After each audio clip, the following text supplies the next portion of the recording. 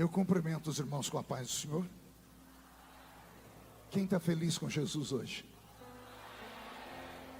Então encontre uma pessoa bem bonita do seu lado e dê um sorriso para ela. Ficou difícil? Tem gente que nem vira o pescoço, né? É uma alegria poder estar aqui em Goianésia nessa noite. E eu tenho certeza que Deus vai marcar a nossa história nesse lugar. Eu quero cumprimentar o pastor Vanderlei, a pastora Elisama, pelo carinho, pela confiança. Com certeza alguém levou meu nome até eles e eles que tiveram que dar um aval, né, pastora? Então muito obrigado pelo carinho, tá? Quero cumprimentar o Isaac, Muriel, é você? A Meire foi ali atrás, ela tirou uma foto comigo, eu fiquei tão feliz. Pergunte por quê? A alegria de um baixinho é achar outro, né? Deus te abençoe, viu, Meire? Pastor William, essa figura simpática, sorridente, Deus te abençoe. Ele me buscou ali na cidade de Iporá e viemos de lá para cá conversando, não parou um minuto. Todo mundo aqui é a pilha Rayovac, ele é a pilha alcalina, né? Não tem. Deus te abençoe, amigo. Eu quero também cumprimentar, acho que já se retirou, né? O prefeito da cidade, Leonardo, a primeira dama, Eloá, e o deputado estadual Renato. Saíram já, né? Que pena, perderam o melhor da festa, né? Ou foi livramento para nós, né? Abra sua Bíblia comigo. No Evangelho segundo escreveu São João, no capítulo de número 14. E eu gostaria de pedir a todos os que estão assentados, se puderem ficar de pé em reverência à leitura da palavra de Deus. Se eu fico feliz, eu imagino Deus, né? João capítulo 14, versículo de número 16. Está escrito: e eu rogarei ao Pai, e Ele vos dará outro Consolador, a fim de que esteja convosco para sempre, o Espírito da verdade, que o mundo não pôde receber, porque não o vê, nem o conhece, mas vós o conheceis, porque Ele habita convosco e estará em vós. Não vos deixarei órfãos, voltarei para vós. Amém, igreja? Feche a Bíblia, coloque no banco, na cadeira, e pegue na mão da pessoa mais perfumada do seu lado. Eu tentei bonito, não deu certo. Perfumado deve ter alguém do seu lado. Não vai mesmo pegar na mão da pessoa que está do seu lado? Está com algum problema com ela? Isso. Aperte a mão dessa pessoa com carinho até ela falar aleluia. Pentecostal que não faz barulho está com defeito de fabricação, não é? Tem algum pentecostal aqui? Então vamos orar. Pai, mais uma vez nós te exaltamos, nós te glorificamos, e nós entendemos que dentro de alguns minutos, e esta linda igreja ficará pequena para o tamanho da glória que o Senhor vai mandar do alto dos céus. Os que vieram tristes começarão a saltar de alegria. Os que vieram se arrastando não voltam para casa se arrastando. Hoje voltarão voando nas asas de um novo tempo. E antes que eu comece a revelar os seus segredos, cerque este santuário com a sua glória. E num raio de 5 quilômetros, onde houver um demônio alojado, eu dou a esses demônios segundos para sumirem de Goianésia, porque se não sumirem, serão queimados pelo poder da sua glória que aqui será derramada. Rasgue os céus sobre nós esta noite. Manda anjos de fogo descerem aqui. Que estes anjos desçam, trazendo brasas de fogo nas mãos. Comecem a esparramar estas brasas entre nós. E onde houver um crente cheio do Espírito Santo, Pega ele nesta noite, Jesus, e mostra o caminho da verdadeira e poderosa adoração. Fala conosco, fica conosco, é o que eu te peço agora e sempre. E toda a igreja diz: os que podem, tomem o seu assento aplaudindo a Jesus, porque Ele é bom, porque Ele é maravilhoso. A minha experiência pregando há mais de 30 anos é essa. Por mais que uma pregação seja abençoada, seja ela de 10 minutos ou seja ela de 2 horas, nem sempre Deus vai falar ininterruptamente. Às vezes o que você precisa ouvir é apenas uma única palavra. E imagine que bem naquela palavra que você precisava ouvir, na hora que Deus ia falar com você, o irmão levantou do seu lado ou na sua frente e roubou a sua atenção. Eu chamo esses crentes de ladrões de unção. Então, para que você não roube a bênção do seu irmão, obedeça ao velho pregador. Posso ouvir um glória a Deus? E agora sim, olhe para alguém do seu lado e diga para ele: você está preparado? Diga: vamos fazer uma viagem nessa noite. É uma viagem só de ida para dentro do coração de Deus. Quem quer vir nessa viagem comigo? Então dê mais um grito daquele tamanho que só vocês sabem dar. Perfeito. Roberto, mude a música para mim, filho. Enquanto eu estava lendo, eu tive a audácia de erguer os olhos e ver algumas pessoas. E eu faço sempre isso, pastor. E eu fiquei observando que algumas pessoas parecem ter ficado não muito satisfeitas com o texto.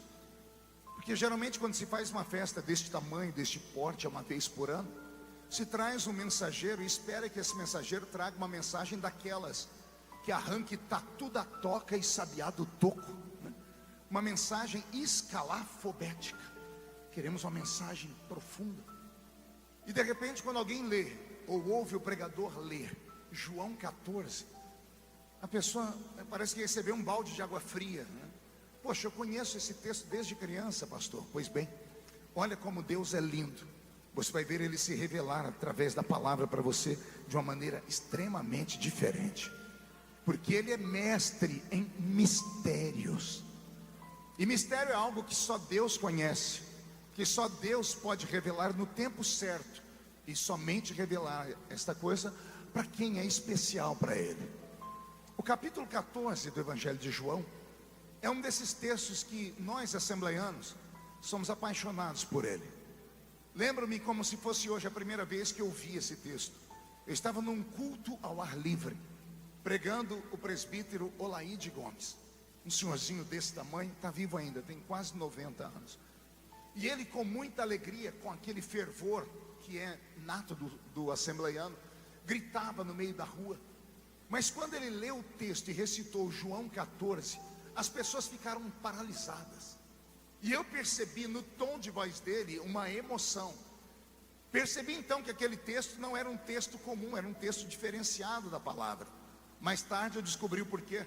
Porque é um texto que não sai da boca de um apóstolo, não sai da boca de um anjo, sai da boca do Criador, sai da boca de Yeshua. E Yeshua está aqui nessa noite para falar de novo conosco.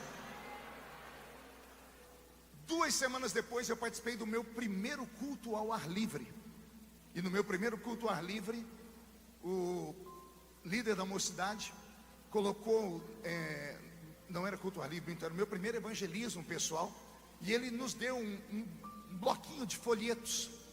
E quando eu peguei o folheto na mão, ele tinha a alegria e a sabedoria de falar para a gente: não entregue um folheto sem antes saber o que está escrito nele, leia. E quando eu comecei a ler o folheto, era João 14. Eu fiquei tão feliz porque eu me lembrei da pregação do velho Olaide. Aí eu li o texto uma vez, li o texto a segunda vez. Na terceira vez eu li de olhos fechados e percebi que eu havia memorizado João 14. E para mim foi um milagre, era um ganho. Então eu cheguei no moço que ia evangelizar comigo e falei para ele: aconteceu um milagre aqui. E ele falou: o quê? Decorei instantaneamente um texto da Bíblia. Ele disse: qual? Eu falei: João 14. Ele abriu aquele sorriso banguelo dele, ele só tinha 2 dentes na boca, era o zagueiro e o atacante. E ele olhou para mim e disse assim: Isso não é milagre não, porque nós da Assembleia de Deus, todo mundo tem esse texto decorado. Para mim era uma coisa tão linda e para ele era uma coisa tão comum, né? Não sei se vocês se lembram de João 14 por inteiro, alguém se lembra? Não se turbe o vosso coração. Credes em Deus, credes também em mim. Na casa de meu pai há muitas moradas. Se não fosse assim, eu teria dito: vou preparar-vos um lugar, e virei outra vez, e vos levarei para mim mesmo, para que onde eu estiver, estejai vós também. Olha como a igreja, sem forçação, sem gritar, sem pedir, adorou. Por que é que esses crentes adoraram ao término desta leitura? Nem todos, mas alguns crentes entre nós são sensitivos. Eles têm o seu espírito mais treinado do que alguns outros. Alguns estão treinados no seu porte físico.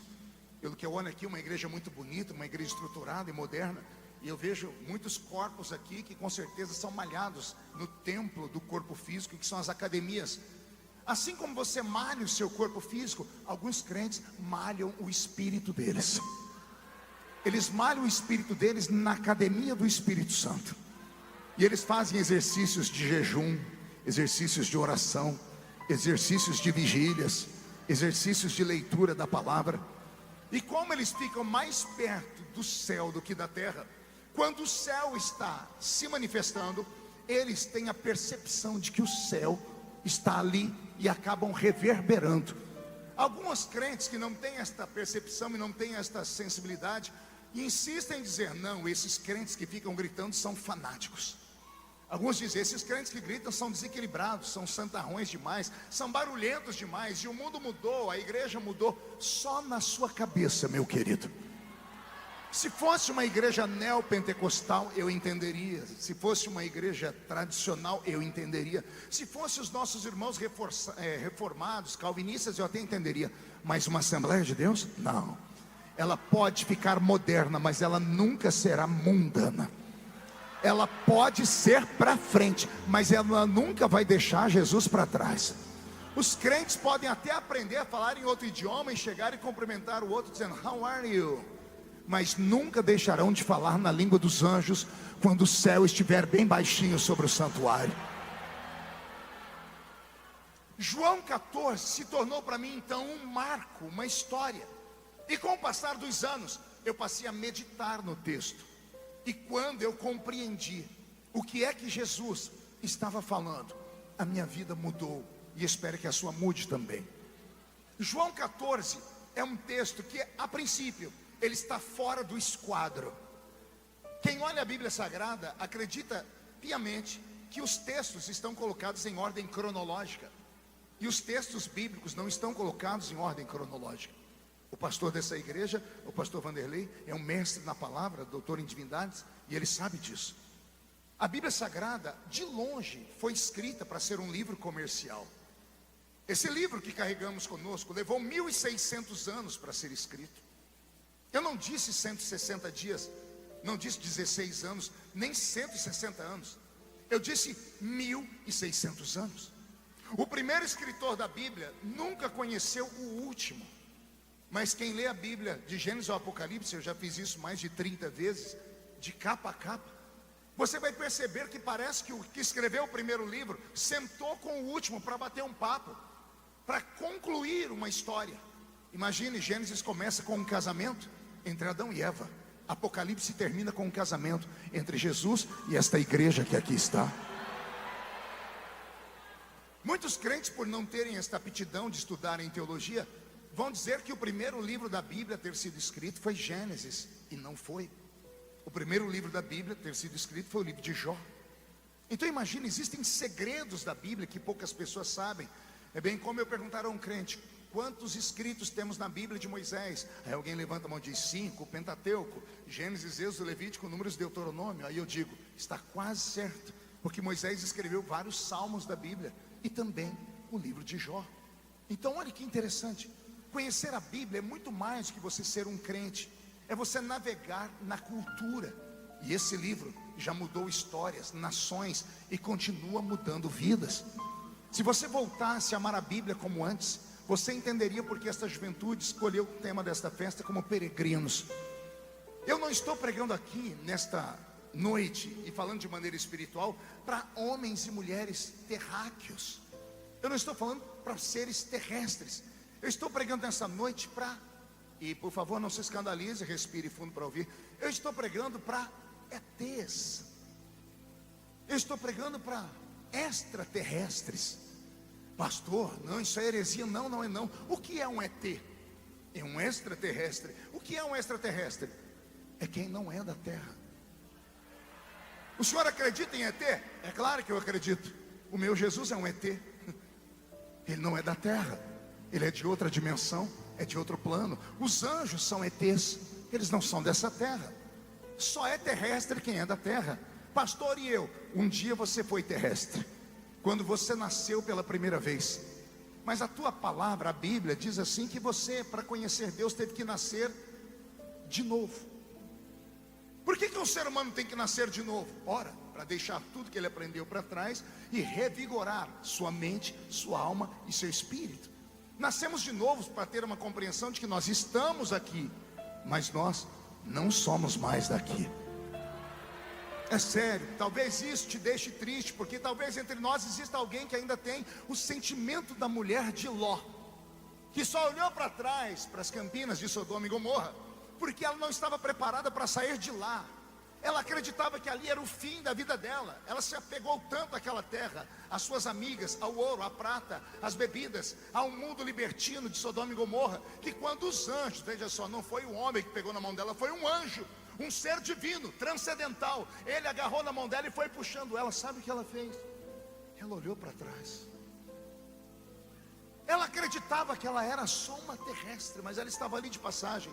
E como ela olhou para trás, o Senhor disse: você gostou, então fique por aí. E se tornou uma estátua de sal.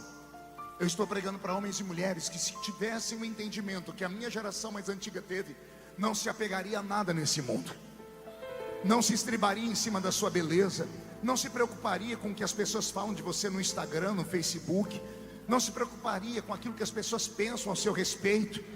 Porque se você fosse criado na minha geração, e a minha geração é a famosa geração raiz, né? Diferente de uma geração mais nova, que é mais tranquila, chamada de geração Nutella, que se preocupa com aquilo que as pessoas falam, com aquilo que as pessoas dizem sobre ela. Tem gente que entra em depressão profunda porque alguém falou do cabelo, da cor da pele, da saia, da roupa, do endereço onde ela mora, do trabalho que tem. Ah, se você fosse da minha geração, uma geração que sofria de verdade, e não eram palavrinhas jogadas ao vento. A gente sofria na carne, a gente apanhava por ser crente. Tem um presbítero da minha igreja, dorme no Senhor, irmão Ovídio. Quando ele ia pregar, sabe o que ele fazia? Ele tirava a camisa. Pastor, por quê? Para mostrar nas costas os vergões, as chibatas que ele recebeu de padres e delegados, só por ele falar que Jesus estava vivo. E pergunte se o velho Ovídio teve algum dia de depressão profunda. Pergunte se algum dia ele teve que ir num psicólogo, tomar Rivotril, Lexotan. Não.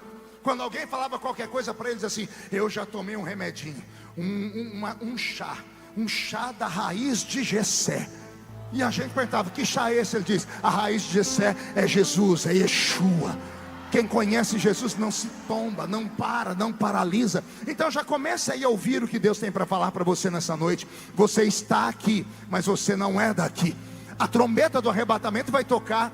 O Roberto cantou e eu vi a igreja cantar. Ficou muito bonita a canção de vocês. Mas eu queria fazer uma pergunta: se a trombeta tocasse agora, você tem certeza que subiria? Deixa eu melhorar. Se a trombeta do arrebatamento tocar agora, e dentro deste santuário só 2 crentes forem subir, eu tenho certeza que sou eu. Quem é o outro? Cadê? Ah, então reage, dá um grito mais alto do que esse, por favor. Pastor, a sua geração é a geração de gente que gritava. A nossa não precisa. A nossa é uma geração mais light. Nós não somos crentes meninos. Eu escuto tanta baboseira por aí. E deixa eu te contar, eu não grito porque quero. Eu grito porque alguém dentro de mim fica me estimulando, dizendo: adora, adora. Pastor, mas por que eu tenho que gritar? Por que a Assembleia de Deus sempre falou em línguas? Por que eu tenho que buscar isso? Hoje existem discussões se temos ou não que falar em línguas. Ei, nós somos peregrinos aqui. O culto nada mais é do que um ensaio para o grande dia. Os crentes pentecostais raízes daqueles da minha geração, quando chegar no céu, para eles vai ser um passeio. Vão só mudar de quarto, de cômodo. Esses crentes que não gostam de barulho, não acreditam em visão de anjo e não falam em línguas porque não buscam mais batismo com o Espírito Santo, quando chegar lá, até acostumar vai uns 5.000 anos. Imagine, não acredita em visão de anjo na igreja, como é que vai ser lidar com eles pessoalmente? Não consegue falar em língua estranha, como é que vai chegar no céu para falar na língua de lá? Ou você acha que o céu é como um convento onde as pessoas ficam lá naqueles cânticos gregorianos? Não, o céu é cheio de alegria. A minha Bíblia diz que quando um pecador se arrepende na terra, existe festa no céu. Não existe festa sem barulho, não existe festa sem alegria, nem sem harmonia. Então, se você não gosta de barulho, se você não gosta de dons do Espírito Santo, eu te dou liberdade para ir para casa. Vai para casa, pelo horário, daqui a pouco você assiste o Corujão. Mas se ficar comigo até o final desse culto, coruja você não vai ver, mas você corre o risco de ver a pombinha do Espírito Santo voar sobre o santuário, porque a presença dele é só o que nós pedimos. Posso ouvir mais um grito de glória a Deus? A Bíblia não foi escrita em ordem cronológica, os evangelhos também não. As histórias dos evangelhos não foram escritas em ordem cronológica, embora alguns comecem com o nascimento de Cristo, embora alguns tenham genealogia, nem todos têm. Eles não estão escritos em ordem cronológica. João 14 está fora da cronologia. Pergunte por quê. Só falo se todo mundo perguntar. Porque João 14 é um texto de despedida. É um texto de término. É o texto de encerramento de um ciclo. Ele deveria ter escrito esse capítulo, colocado ele ali entre o capítulo 20 e 21, no final do livro. Nesse texto do capítulo 14, Jesus já havia caminhado com seus discípulos por 3 anos e meio. Caminhando com eles, eles os chamaram de Rabi, Rabino ou Raboni. Essas 3 palavras têm um único significado: mestre ou professor. Diga comigo, mestre ou professor. A palavra discípulo significa aluno, aprendiz. Erramos quando falamos que Jesus teve 12 discípulos. Jesus teve milhares de discípulos. Ele teve 12 apóstolos. E quem eram os apóstolos? Foram os alunos que concluíram o curso. Os alunos que se matricularam na faculdade dele, na escola profética dele, na escola apostólica, no colégio apostólico de Jesus. Jesus era o mestre que ensinava nas ruas. Os judeus, não só Jesus, mas outros já do seu tempo, se inspiraram muito nos gregos e aprenderam com Sócrates, Aristóteles e Platão a ensinarem nas ruas, tirar os ensinamentos de uma sala fechada e levar para que todos tivessem acesso. Jesus queria ensinar não 1, 2, mas milhares. A escola apostólica de Jesus começou pequenina, começou tímida, mas teve um dia que ela deu um boom extraordinário e se tornou a maior escola do mundo. Um dia Yeshua estava ensinando ao ar livre e na frente dele tinha 5.000 alunos homens, fora mulheres e crianças. Se cada homem tivesse uma mulher e cada homem e uma mulher tivesse uma criança, ele tem na frente dele 15.000 alunos que pararam para ouvir ele ensinar. Ele começou a ensinar de manhãzinha, quando o sol estava para se pôr, o povo ainda estava ouvindo ele ensinar. Ninguém arredou o pé, ninguém saiu correndo, ninguém disse que aula chata. Ele era o maior de todos os professores. A escola dele cresceu abruptamente. O start da escola dele foi quando ele lá, nas bodas de Caná da Galileia, fez um milagre transformando a água em vinho. Até ali, pouquíssimas pessoas tinham acesso e intimidade ao Rabi.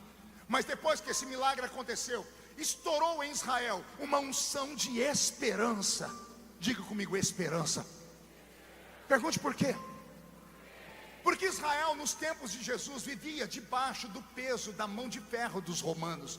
Os romanos foram a civilização mais cruel da história.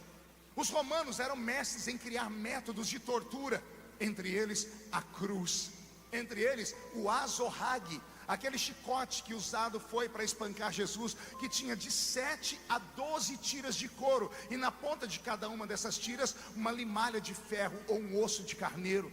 Quando espancavam alguém, na primeira chibatada, ao invés do chicote bater e voltar, ele fincava no corpo das pessoas, e quando o carrasco puxava, pedaços de carne saíam da criatura.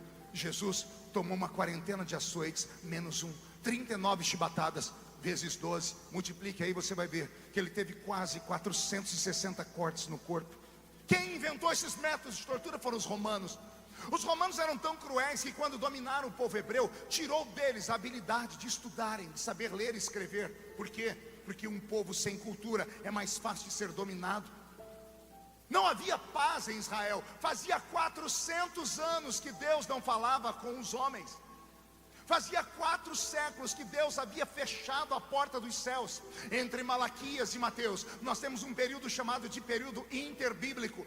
De 4 séculos que Deus não falou mais com os seres humanos. Por 400 anos, Israel, que era acostumado com manifestações divinas, não viu mais a Shekinah, aquela nuvem de glória. Por 400 anos, Israel não viu mais voz profética. Aquele anjo chamado anjo do Senhor, que era o próprio Deus caminhando pela terra em forma teofânica, ele desapareceu da terra.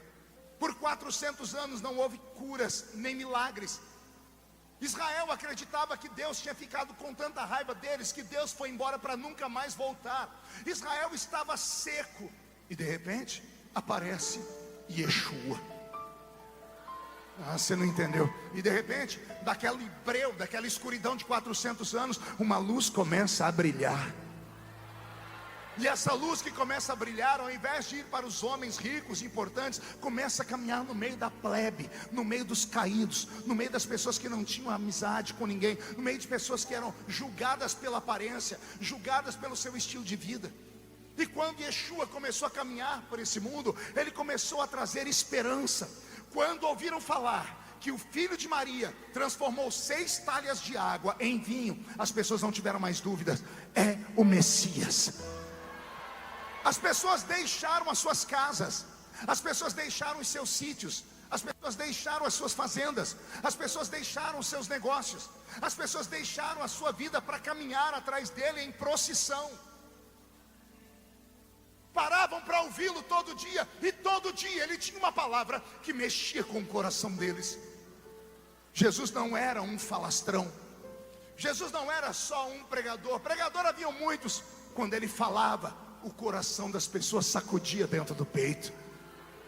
Um dia ouviram ele pregar e as pessoas diziam: que homem é este, que quando fala, toca na gente. Alguém lembra do testemunho dos 2 discípulos do caminho de Emaús? Que quando Jesus desapareceu na mesa do pão, um olhou para o outro e disse: porventura não ardia o seu coração enquanto ele falava conosco? As palavras de Jesus mexiam com o coração das pessoas. É isso que a igreja de Jesus nesse século em que vivemos precisa. Ela não precisa de muitas pessoas que tenham muita habilidade com palavras. Ela precisa de pessoas que quando falam, sentem primeiro o que falam. Porque se a pessoa que está falando sente, aquele que está ouvindo vai sentir também. É por isso que existem pastores e pastores, pregadores e pregadores. Tem gente que quando termina de pregar, você fica de queixo caído e diz: uau, de onde saiu tanto conhecimento? Mas tem gente que quando prega você fala: meu Deus, por que eu chorei? Por que mexeu comigo? Existem pessoas diferenciadas, e Jesus era um desses. Então essas pessoas deixaram a sua vida e começaram a andar atrás dele. Aí ele começou a mostrar coisas que eles nunca tinham visto, não sem antes dar um grito. Pergunte qual? É chegado o reino de Deus na terra. Ele inaugura um tempo novo, uma era nova, uma dispensação nova, dizendo: é chegado o reino de Deus entre vós. E o que é o reino de Deus, senão a perfeição, a alegria e a presença? Por onde ele passava, o que estava torto ele endireitava, o paralítico ele levantava, o cego ele fazia ver, o surdo ele fazia ouvir, o mudo falava, quem estava morto ele ressuscitava, quem tinha fome ele dava o pão para eles. As pessoas tinham problema dentro da sua alma, ele ia e dava palavras que mexiam com elas. As pessoas nunca tinham visto alguém que por onde passava consertava as coisas, e começaram a segui-lo, e foram seguindo. Só que de repente um dia o Rabi da Galileia olhou para esses milhares de alunos, milhares de discípulos, e ele ficou bravo.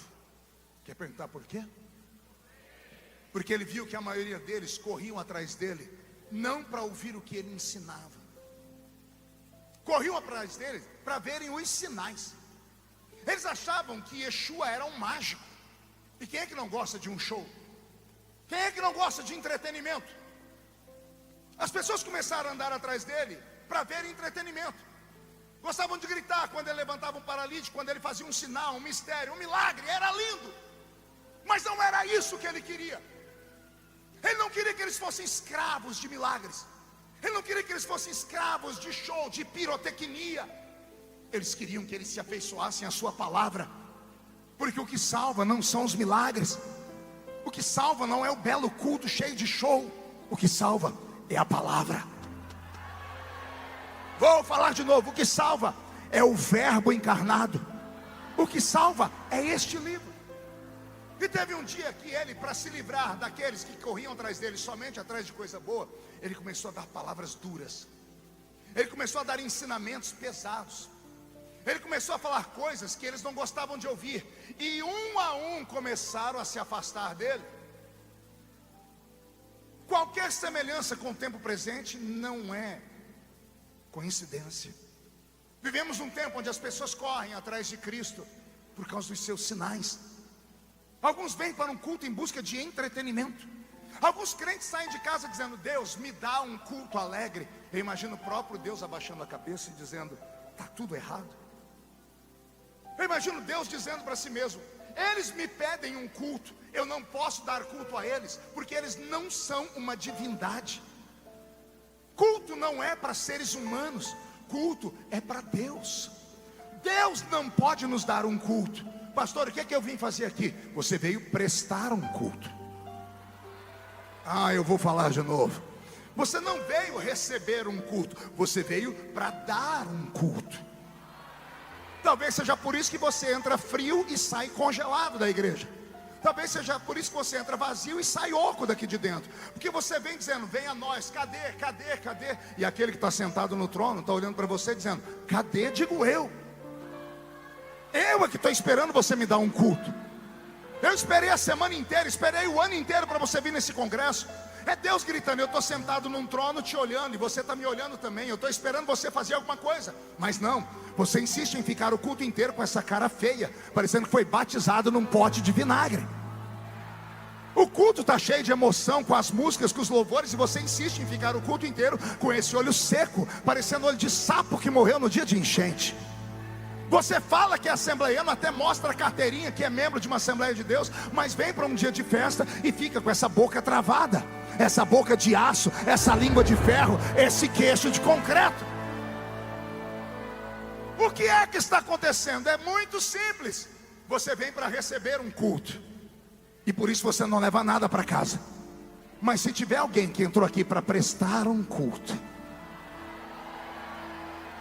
pastor, mas o senhor não sabe o que eu estou passando. Desculpa, não sei, também não quero saber, porque eu já tenho a minha cruz para carregar. Você olha a aparência, não sabe o que eu estou passando por dentro. Você não sabe a luta que eu estou vivendo. Mas e daí com a minha luta? Eu estou na presença dele. Eu vou ficar choramingando? Eu vou ficar com pena, vou querer enfrentar ele? Vou ficar igual uma criança que fica emburrada num canto, olhando para a mãe e para o pai: não vou comer, não vou fazer, esperando que o pai pegue ele no colo? Não! Se você está passando por um vento, um vale, esse é o melhor momento para você gritar.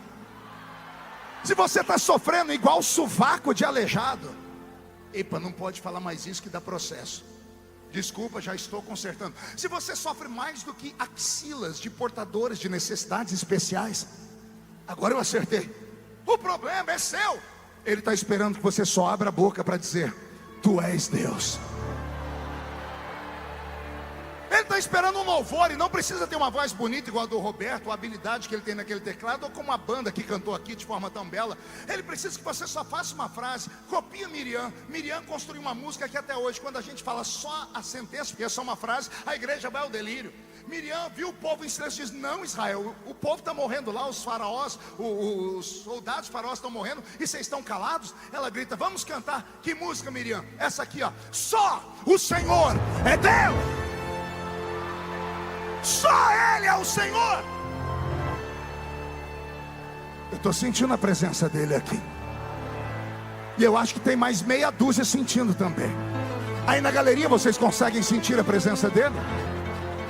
Ah, pastor, o som, a arquitetura aqui é muito linda e é grande, parece que não tem muita acústica, é muito difícil ouvir. Você não precisa entender o que eu estou falando. Eu estava pregando nos Estados Unidos semana passada, numa igreja chamada The Rock, uma igreja para 5.000 pessoas sentadas, e tinham americanos, brasileiros e tinha hispanos. A presidente da igreja é uma pastora hispana. Ela chegou perto de mim depois e disse: não entendi nada do que você falou, mas eu senti tudo que você pregou. Ela chorava e dava pulo no meio do banco. Ela não entendeu bolhufas do que eu preguei, mas ela teve a interpretação de línguas. Ela entendeu pelo Espírito de que a presença de Deus estava ali. Então não dê desculpa. Ah, pastor, mas eu perdi. Não me interessa que você perdeu. Quer encontrar? Ficar com essa cara não ajuda. Olhar o pregador com essa cara de paisagem não te leva a lugar nenhum. Quer encontrar o que você perdeu? Comece a adorar.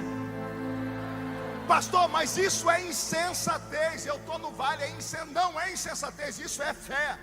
Aprenda com os homens da Bíblia. Você não lê a Bíblia, não entende nada disso. Teve um homem na Bíblia que sofreu potencialmente milhares de vezes mais que você. Ele enterrou 10 filhos.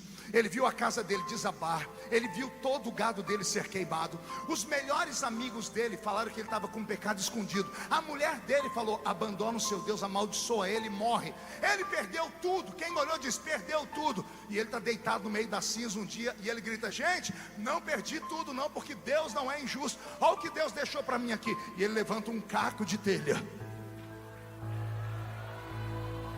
E alguém diz: mas o que é esse caco de telha perto de tudo que você tinha? Ele diz: esse caco de telha nesse momento, ele alivia a minha coceira, porque eu não tenho unhas para coçar mais, porque caíram devido à lepra, mas o caco coça.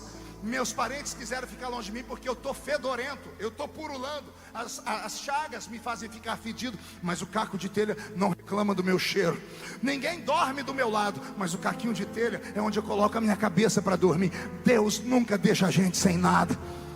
E quando alguém falou: acabou a vida dele, olha ele pegando o caco de telha, levantando para o céu como se fosse o Oscar da vida, gritando: eu perdi quase tudo, mas uma coisa não perdi. Eu sei que o meu Redentor, Ele vive. Ele vive. Alguém acredita que o Redentor está aqui? Então vai perdoando o velho pregador. Levante a mão direita para o céu, chacoalhe ela. Quem estiver filmando, faz uma tomada disso que fica bonito. Coloque a mão no ombro de quem está do seu lado. No ombro. Agarra a pessoa, por favor. Pode dizer para ela: o médico falou para não contrariar ele. Chacoalhe a pessoa agora até ela ficar irritada. Não, com vontade, olha ali, ó. Agarra o ombro dele aí, ele está com a mão agarrou. Chacoalhe a pessoa agora até ela ficar irritada. Diga para ela: Deus te trouxe aqui para isso. Sacode a pessoa, sacode, diga: para isso. Deus te trouxe aqui para sacudir a sua fé nessa noite, para sacudir a sua adoração, para sacudir a sua família, o seu ministério, a sua casa. Deus te trouxe aqui para sacudir a sua história.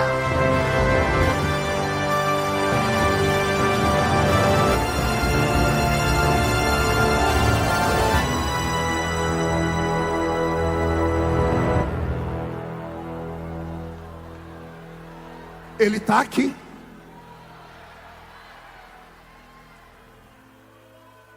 Um a um foram se afastando dele por causa dos ensinamentos duros que ele dava. Um dia ele gritou tanto com eles, eu não sei o que foi que ele falou, eu sei que foi uma coisa violenta, que aquela escola com 15.000 alunos acabou. Ele falou: pode ir embora. Se não querem ouvir o que eu tenho para pregar, se afastem. E ele continuou andando sozinho. Daqui a pouco ele parou Pergunte por quê. Ele escutou passos atrás dele. E ele parou para ver quem é que estava atrás dele. E tinha 12 homens. E ele falou assim para eles: e vocês não vão embora também não? Aí um deles, o mais atrevido, disse: e para onde iremos nós? Se só tu tens palavra de vida eterna, para onde iremos nós? Nesse dia, o rabi, o mestre, encontrou 12 alunos em quem valia a pena apostar. E ele pegou esses 12 alunos e os moldou à sua imagem. E ele os treinou nos dons. E ele os treinou na misericórdia. E ele os ensinou. E ele se devotou a eles. E aqui no capítulo 14, é o dia da formatura. É o dia em que os alunos estudaram perfeitamente. Aqui hoje no Brasil, 4 anos para fazer uma escola, uma faculdade comum. Eles caminharam com Jesus 3 anos e meio, quase uma faculdade. Era uma escola. 3 anos e meio caminhando com eles. Ele acorda um belo dia e diz assim: meninos, tem uma notícia boa para vocês. Qual é, Senhor? Vocês venceram. E hoje é o dia da formatura de vocês. Hoje vocês vão receber o diploma. Vocês deixam de ser discípulos hoje, e vocês vão passar a ser apóstolos. Vocês deixam de ser alunos para serem professores. E cada um dos senhores está habilitado para fundar a sua própria escola. Jesus disse isso a eles. Ao invés de eles ficarem felizes, eles ficaram tristes. Para entender isso aqui eu tive que meditar muito. Ei, é o dia da formatura. Quem aqui já se formou? Primeiro grau, segundo grau, faculdade. Quem passou de uma formatura de um tempo para outro? O dia da formatura não é um dia feliz? É um dia de emoção. Você vai se despedir dos seus amigos, dos seus professores. Dá sim aquela tristezazinha, porque tem gente que você nunca mais vai ver. Mas você concluiu um ciclo. Você vai agora dar um up na sua vida. Você vai subir. É um dia de felicidade. Mas os alunos de Yeshua estão tristes. E Yeshua começa a olhar para dentro deles, tentando entender a tristeza. E ele começa a dizer para eles palavras para estimulá-los. Fiquem em paz. Tudo que eu fiz, vocês também vão fazer. Era para eles ficarem felizes.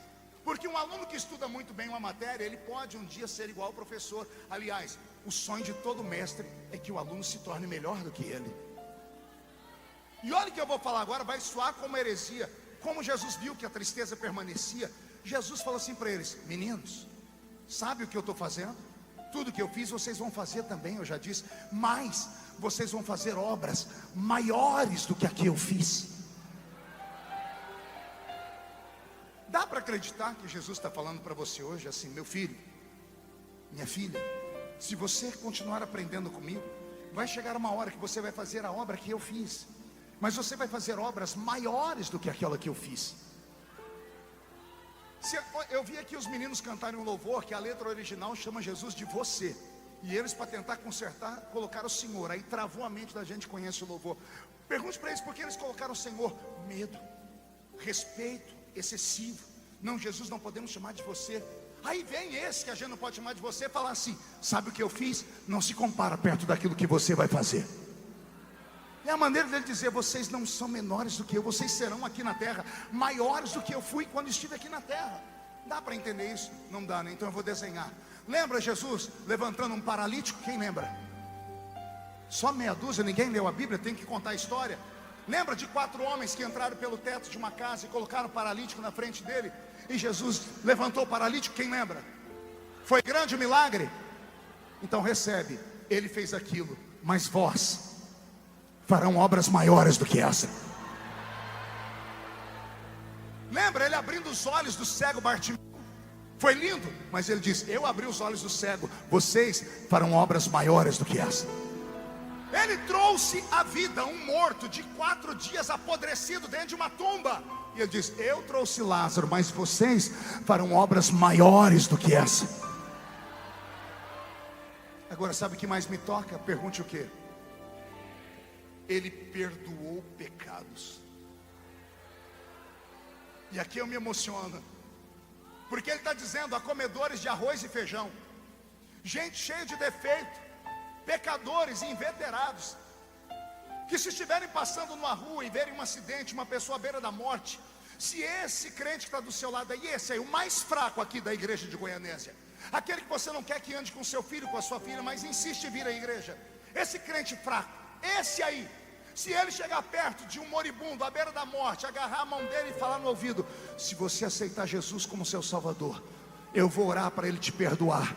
E você que está com o pé dentro do inferno vai ser agarrado pelos anjos e vai morar no céu. E o pecador apertar a mão dele e dizer: eu aceito. E esse crente cheio de pecados estender a mão e falar assim: perdoados são os teus pecados. O diabo tem as unhas dele quebradas, os demônios são arrastados para fora, e aquela alma vai estar na eternidade aguardando essa igreja chegar lá. É disso que eu estou falando. Eu estou com o corpo todo arrepiado. O professor antigo está falando no meu ouvido: fala para os alunos novos, fala para os alunos novos que eles são peregrinos, mas há dentro deles uma unção, que por onde eles passarem, eles podem deixar um rastro de milagres, de salvação. Algo extraordinário está para acontecer em Goiás mais uma vez, porque Goiás já foi palco de avivamento uma vez. O Deus que operou uma vez vai operar de novo, e quem sabe começa nessa noite em Goianésia. Alguém acredita nisso? Então não dá um grito agora, não dá um berro de glória a Deus, por favor.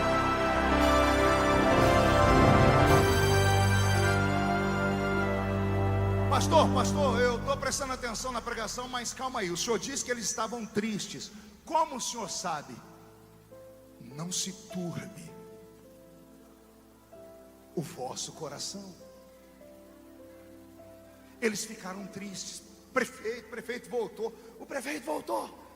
Dá uma glória a Deus aí.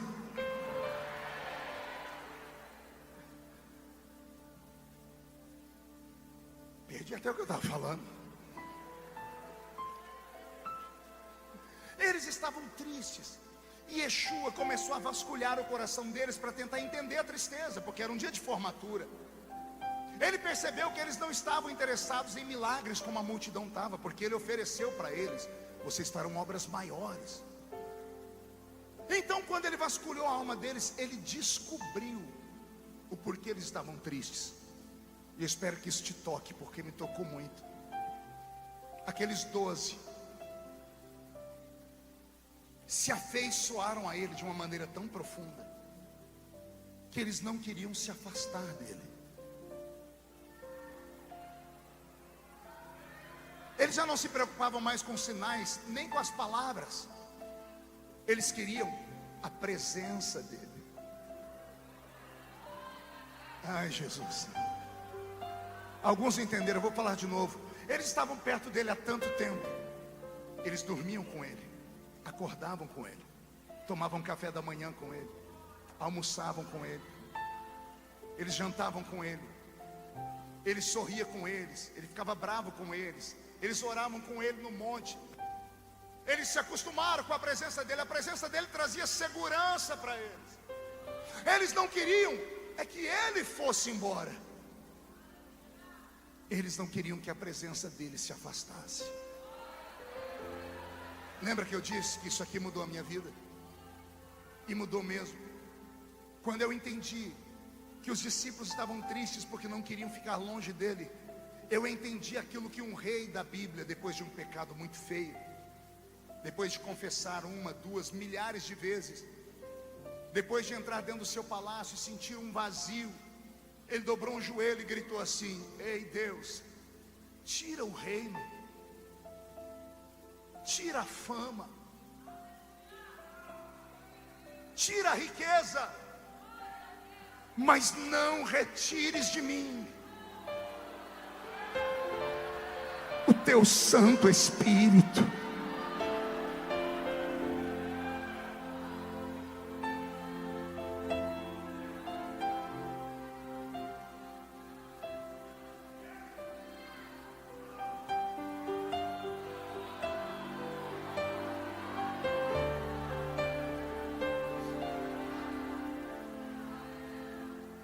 É sobre isso que eu quero falar.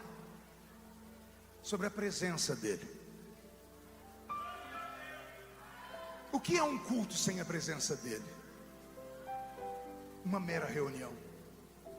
O que é um louvor sem a presença dEle? É só música, melodia. O que é uma pregação sem a presença dEle? É só um monte de palavras e conhecimento. Por que estamos aqui nessa noite? Porque alguns deixaram suas casas, cidades e vieram aqui para o culto porque o pastor deu uma ordem. Eu sei que você é obediente, mas não pode ser só isso. Deixe-me falar com os novos crentes, porque aqui com certeza tem muitos novos convertidos.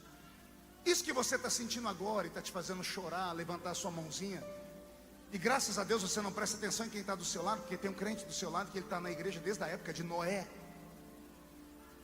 Alguns não são tão velhos, não viram o dilúvio, mas pisaram no barro que sobrou na terra. E embora você não tenha percebido, esse crente não grita mais, não adora mais, não. Aí se você for perguntar para ele, vai dizer assim para você: não sou crente menino, não sou mais igual antigamente, o meu culto é racional. Com todo respeito, conversa fiada,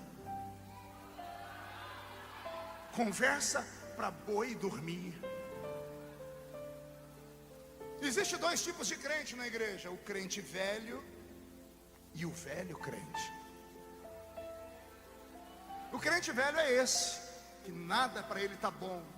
Ele não sai da igreja porque não tem para onde ir. Ele está viciado em igreja. E não importa se ele está na igreja há 100 anos ou se ele está na igreja há 1 ano. Ele envelheceu, teve a sua fé envelhecida. Ele vive para terminar o culto lá fora, reunir com mais meia dúzia como ele e falar mal de tudo e de todos. Ele reclama do som, ele reclama de quem canta, ele reclama da mocidade, ele reclama do circo de oração, ele reclama do pastor, ele reclama da escola dominical, ele reclama dos diáconos, ele reclama da parede, ele reclama de tudo. Esse é um crente velho. Um dia ele fumegou, mas alguma coisa apagou a chama dele. Agora, o velho crente é aquele que pode ter 200 anos de igreja. Ele sempre chega, procura o lugarzinho dele, e quando ele não está no culto, você sente falta. E geralmente ele grita glória a Deus. Às vezes grita até fora de hora, irritando os crentes que têm a mente mais preparada, dizendo: isso não é hora de dar glória a Deus. Ele não está nem aí para você. Ele conhece o Deus dele. Ele tem história, já passou pelo vale da sombra e da morte, e você nunca foi visitar ele. Por isso que ele não está nem aí para você, se você se irrita ou se você não se irrita. Ele sabe que você não paga as contas dele. E querendo você ou não, ele vai continuar gritando, adorando, porque ele sabe que o que importa nessa reunião é a presença do Eterno. A sua presença é tudo.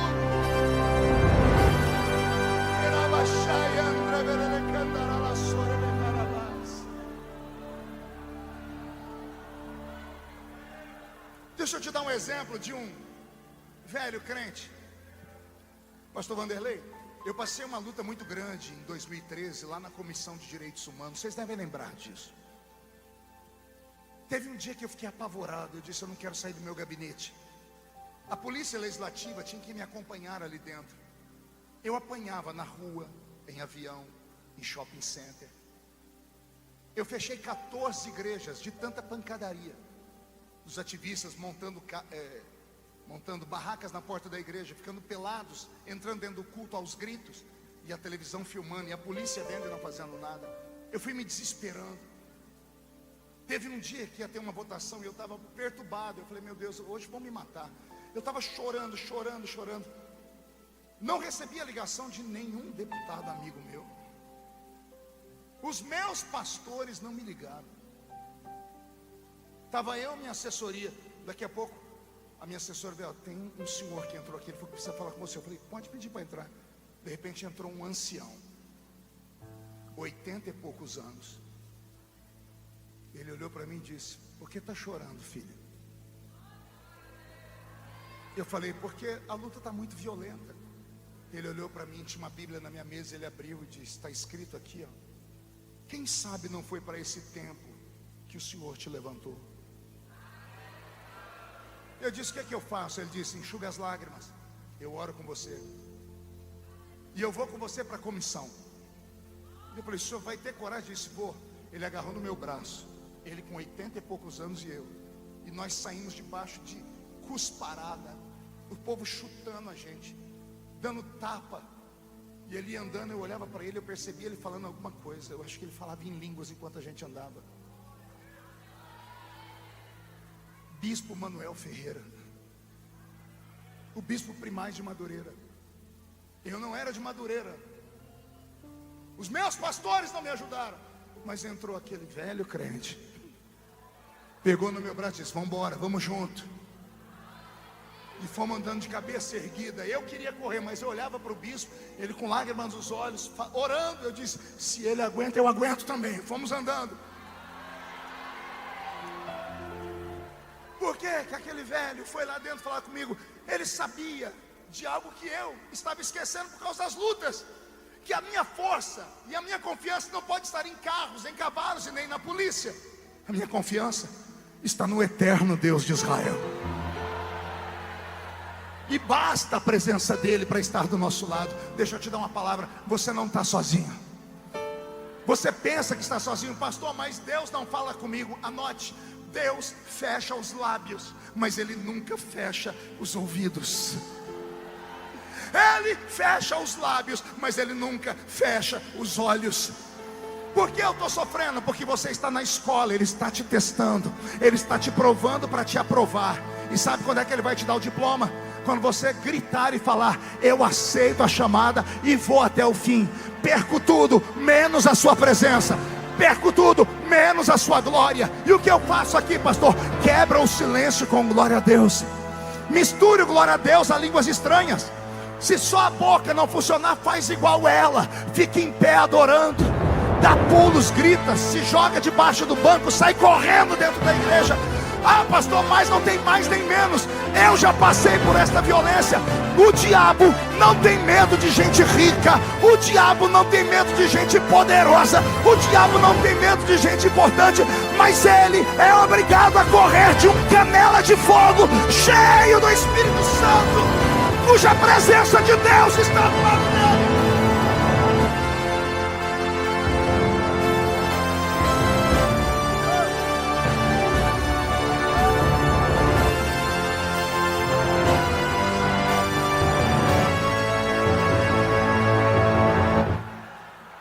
Sem a presença dele, não faz sentido estarmos aqui.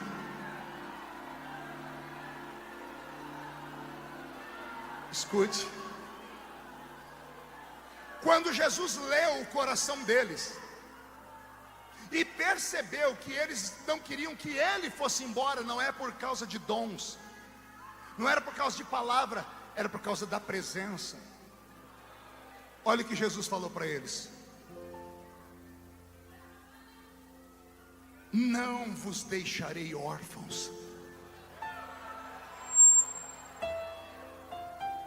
Se o medo de vocês é ficarem sem a minha presença, fiquem em paz, eu já resolvi isso. Eu vou, e quando eu for, um outro vai vir no meu lugar. Ele disse: eu vos enviarei um outro Consolador. Por quê? Porque Jesus os consolava, os confortava, e era isso que eles queriam. Eles queriam aquele porto seguro, eles queriam aquele abraço do irmão mais velho, eles queriam o colo da mãe, eles queriam a proteção do pai. Eles viam Jesus como mãe, pai, amigo, irmão, professor. Em Jesus eles tinham coragem, audácia. E agora Jesus está dizendo: eu vou mandar um outro Consolador. Diga comigo: outro Consolador. O Novo Testamento foi escrito na língua grega. A tradução ou a transliteração para o português tira muito a essência. A palavra outro Consolador em grego, literalmente, é assim: eu vos enviarei um gêmeo.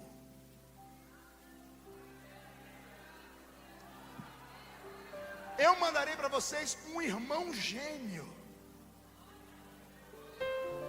Outro Consolador em grego é gêmeo, igualzinho, meu xerox, meu reflexo. Jesus está dizendo: eu vou, mas aquele que eu vou mandar é igualzinho a mim. Ele é meu irmão gêmeo. Vocês não vão sentir falta de nada se a presença dele estiver convosco. E os discípulos arregalaram os olhos. Eles não perguntaram com a boca, mas a mente deles perguntou: quem é esse igual ao Senhor? Aí Jesus disse: eu vos enviarei um Espírito de verdade. Por que Jesus tem que falar que era de verdade? Porque havia muitos espíritos malignos que rondavam aquela terra, se passando por deuses, e nada funcionava. Como no nosso tempo tem um monte de espírito maligno por aí, alguns até travestidos de doutores da palavra, que ficam alimentando os crentes que vão procurar no TikTok, na internet, esse lixo gospel moderno, que ficam aí se entregando às doutrinas calvinistas, esquecendo os seus ensinamentos bíblicos da Assembleia de Deus, que ficam questionando se os dons existem, se línguas existem também puderam. Começaram a perder toda a sensibilidade. A presença do Espírito Santo, quando Jesus fala que vai enviar para ele, ele está dizendo: ele vai fazer aquilo que eu faço, que é confortar vocês. Aí Jesus fala duas coisas que é muito profundo. Ele diz assim: esse Espírito da verdade, que o mundo não pode receber, porque eles não veem e nem o sentem. Ele diz: mas vós o conheceis. Por quê? Porque ele é idêntico a Jesus. Vós o conheceis. Agora escute isso: e ele estará convosco. Mas ele não termina aí. Ele estará convosco, vírgula.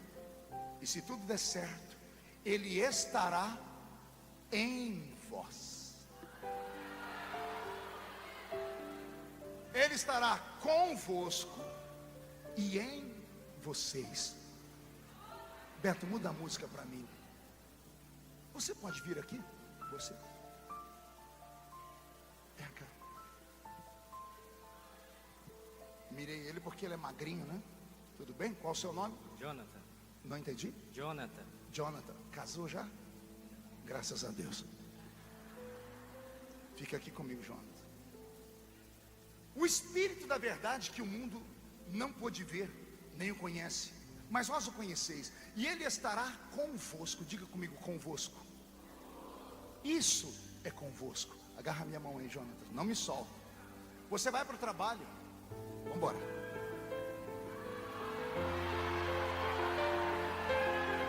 Você para, ele para. Você recua, ele recua, porque ele está com você. Escute agora: ele é tão querido que tem lugares que você quer entrar que ele não entra. Então o que é que ele faz? Você vai para o lugar e como ele está contigo, olha o que ele faz.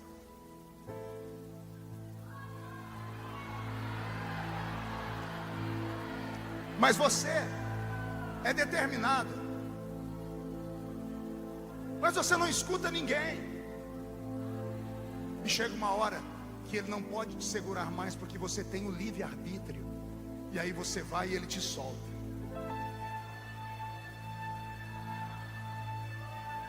Isso é ele convosco. Mas a promessa de Jesus foi mais profunda. Ele estará com vocês.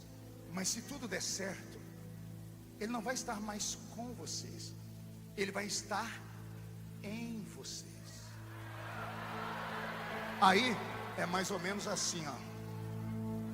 Fica tranquilo.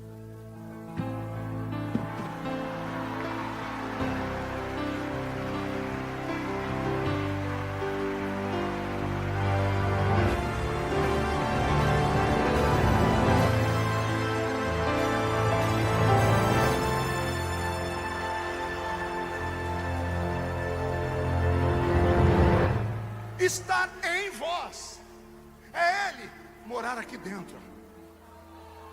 Não é ele estar só contigo, é ele estar em você. Jonathan, volta para cá. Você vai pagar todos os micos hoje. Fica aqui. Agarra minha cintura com a mão direita. Só uma mão, fica do meu lado. Você do meu lado. Segura firme. Não precisa me apertar tanto. Põe a sua mão direita em cima da minha mão direita. Abre os dedos. Trave agora. Isso. Não precisa apertar desse jeito. Eu sou um velhinho, então você respeita, viu? Pé direito. Firme aqui. Pé esquerdo. Vamos caminhar.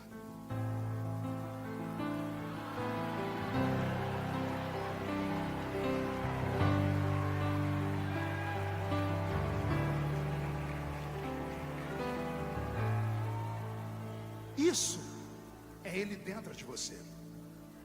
Escute. A Bíblia Sagrada diz: porão a mão sobre os enfermos e os... Olhe para suas mãos. Vire elas. O que você vê? Você vê raios? Tem fogo saindo da sua mão? Tem poderes extrasensoriais? O que é que você vê quando vê a sua mão? Unha, esmalte, calo, falanges, dedos, veias. Você acha mesmo que é isso aí que cura os enfermos? A Bíblia diz: porão as mãos sobre os enfermos e os curarão. A enfermidade não respeita você, mas quando você põe a sua mão,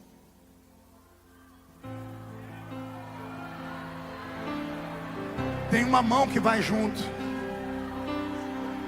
Quando você põe a sua mão, a mão dele vai junto. E como ele é o Criador, a enfermidade não respeita você, mas respeita quem está dentro de você. Porão a mão sobre os enfermos e os curarão. Segura. A Bíblia diz que onde a planta do seu pé for colocada, o Senhor te dá por herança.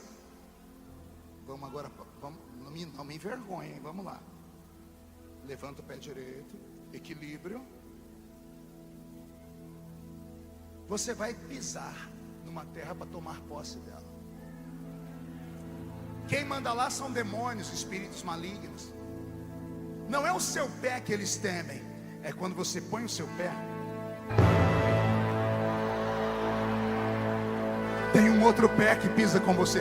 Quando você vai expulsar um demônio e aponta o dedo para ele, sai, não é o seu dedo que eles respeitam, tem um outro dentro de você. Agora de verdade, obrigado, vai com Deus. Escute. Ele estará convosco, mas Ele estará em vós. Beto, mude a música. Porque a minha geração viu milagres e a sua não vê.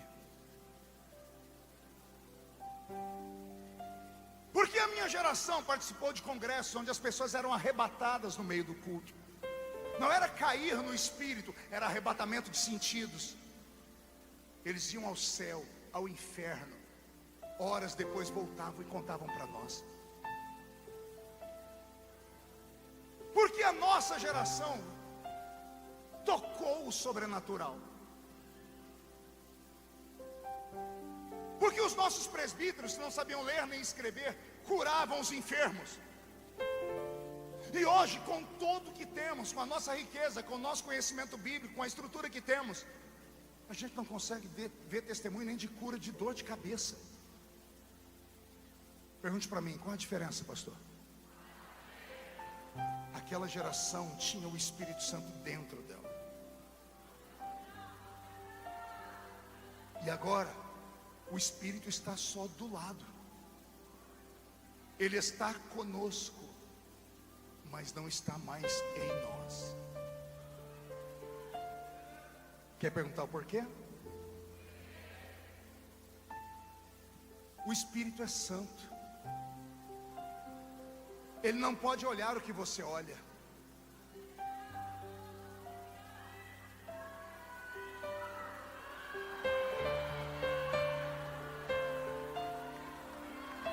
Eu estou falando da calada da noite. Estou falando de quando você está sozinho, de quando você apela para a pornografia. O Espírito não pode olhar aquela podridão. Eu estou falando do lugar onde você pisa. Ele não pode pisar lá. Eu estou falando de onde você toca. Você sabe o que eu estou falando. Não há mais temor.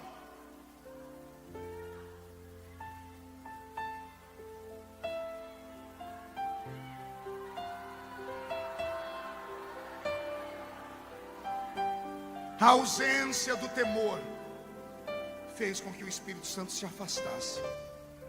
Os nossos pais só tinham 3 lugares para ir: igreja, sua casa e seu trabalho. Eles oraram tanto que Deus abriu para a nossa geração uma oportunidade de ir para a escola. Nós oramos tanto que os nossos filhos foram para a universidade e ali se perderam.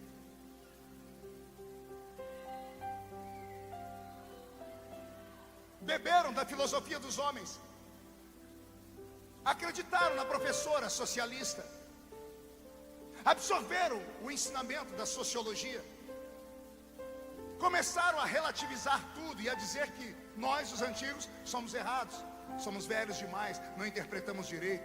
Não, tudo depende do ponto de vista. E por causa disso, entristecemos a única pessoa que nós não deveríamos entristecer, que é o Espírito Santo.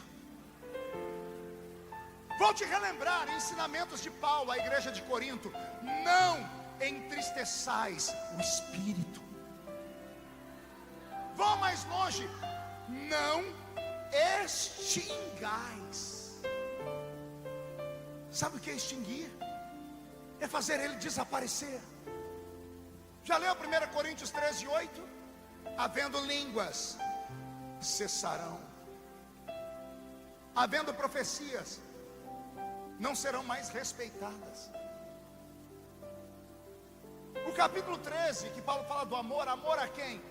Amor àquele que ele estava falando no capítulo 12. E de quem é o capítulo 12? É inteirinho sobre o Espírito Santo. É o Espírito que opera tudo em todos. A um é dado pelo Espírito Santo a palavra do conhecimento, a outro é dado o dom de interpretar línguas, a outro é dado a variedade de línguas, a outro é dado os dons de curar os enfermos, a outros é dado o discernimento de espíritos, a outra é dado o dom da fé, a outra é dado dons e mais dons. São 9 dons. Paulo termina de falar sobre os dons e fala: é o Espírito Santo que dá. E ele emenda o capítulo 13. A Bíblia não foi escrita em capítulos, era uma carta direta. Os homens colocaram capítulos. Paulo está numa sequência. Por que ele falou dos dons no capítulo 12? Porque no capítulo 11 ele começou a falar: cuidado no culto, vocês pararam de adorar a Deus como tinha que adorar. No capítulo 11 da carta aos Coríntios, Paulo começa a falar como é a liturgia do culto e dizer: os anjos estão aí dentro da igreja com vocês. Respeito, santidade. E por que a carta aos Coríntios foi escrita? Foi escrita 20 anos depois que Paulo plantou a igreja. Porque ele encontrou alguém que disse para ele: a igreja de Corinto não tem mais dons, não tem mais unção, não tem mais revelação, não tem mais nada. Só tem estrutura, tem aparência, é respeitada pelos homens, não é mais respeitada pelos demônios. Então Paulo manda uma carta para resgatar os crentes, dizendo a eles o que eles precisam fazer. E ele começa a dizer: consertem o culto. Paulo começa a dizer: quando vocês se ajuntam, nada acontece. Mas quando vocês se ajuntam, uns têm salmos, e outros têm testemunho, palavra e louvor. E ele diz: o culto de vocês começa a subir.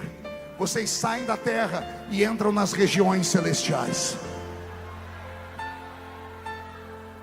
Onde é, em que atmosfera se dá os milagres? Quando o natural se encontra com o sobrenatural. E quem é o elo que liga o natural ao sobrenatural? É o Espírito Santo. Só que ele é santo. Ele não é um espírito de guerra. Ele não é um espírito de briga. Ele não força a barra. Ele é um cavalheiro. Ele é um gentleman. Você chegou aqui no culto, ele estava na porta te esperando. Você passou por ele esperou que você o convidasse. Vem comigo, me ajuda a adorar. Porque é ele que nos ajuda a adorar. Mas você passou e ele olhou para você, deve ter feito assim com as mãos, como uma criança ansiosa, dizendo: quem sabe hoje ela volta. Quem sabe hoje ele volta. Mas não é voltar para a igreja não, que você nunca saiu dela. É voltar para a presença. Naquele quartinho do fundo da sua casa, onde você orava. Lá no cantinho da sua cama, onde você adorava. Onde você fazia os seus propósitos. Enquanto eu prego, ele faz uma caminhada pela igreja, procurando castiçais. Alguns estão acesos, graças a Deus. Outros estão apagados. E alguns estão se apagando. Mas ele não pode interferir na sua vida. Ele não é um tirano, ele não é um déspota. Ele é um amigo. E ele está esperando você falar: vem, me ajuda. Intercede por mim com gemidos inexprimíveis. Vem dentro de mim de novo. Vem morar aqui. Só que para ele morar aqui, ele tem que limpar de novo. Só que essa limpeza depende das suas lágrimas. Arrependimento. Porque é ele quem convence o homem da justiça, do juízo e do pecado. Não é a força bruta de uma convenção. Não é a força grande de um grande pastor. Não é um grande orador que faz isso. É ele. E ele está falando aí no seu ouvido. Enquanto eu estou pregando, tem gente aqui com vontade de urrar. Então urra. Chora. Pede a ele para te acender de novo. Você sabe do que eu estou falando. Você conhece o céu pelo lado de dentro. Não agora, mas quando era criança, quando era jovem, adolescente, quando era solteiro, no início do seu casamento, era outro crente. Em qual esquina da vida você perdeu a sensibilidade? Me diga. O que foi que você fez para deixar o Espírito Santo triste? Ele sente a sua falta. Parece mentira, mas não é. Deus não fala com quem está ausente. Ele só fala com quem está presente. E Ele está falando com você: eu quero você de novo. Me deixa voltar, vamos ser amigos de novo, vamos saltar muralhas juntos. Me deixa usar os seus lábios para cantar de novo. Me deixa usar os seus lábios para pregar de novo. Me deixa usar as suas mãos para curar de novo. Me deixa usar os seus pés para você voltar a evangelizar de novo. Me deixa entrar na sua casa, me deixa ser um membro da sua família. Me deixa ser o amigo das horas incertas.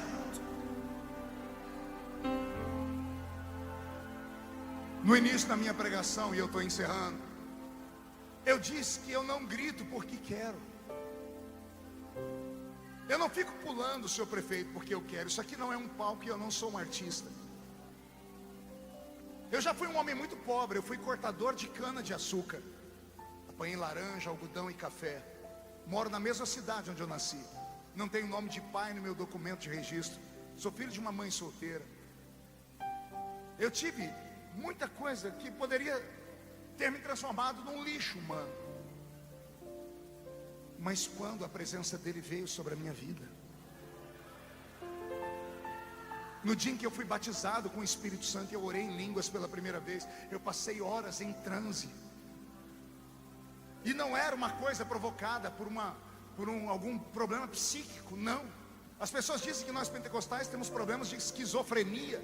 Não, não somos esquizofrênicos. O que acontece com um crente pentecostal, um pastor, quando ele está pregando e pulando, não é uma reação psicossomática de um cérebro adoentado, não. Eu não grito porque eu quero. Eu não pulo porque eu quero. Tem alguém dentro de mim. É Ele que fica me estimulando. E quanto mais vazão eu dou, mais Ele fala: vai. Vai, se entrega. Vocês não cantaram aqui das minhas lamparinas? Não era um convite para dançar? O Espírito Santo quer te tomar nas mãos e quer bailar com você aqui dentro hoje. Ele quer te levar para uma dimensão que você nunca teve. Eu prego há 30 anos.